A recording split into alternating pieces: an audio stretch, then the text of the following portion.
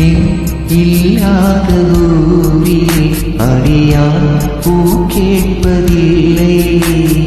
பெண் இல்லாத ஊரிலே கொடிதான் பூ பூப்பதில்லை.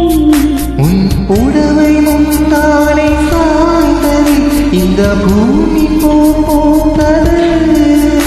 இது கம்பன் பாடாத சிந்தனை உங்கள் காதோடு யார் சொன்னது?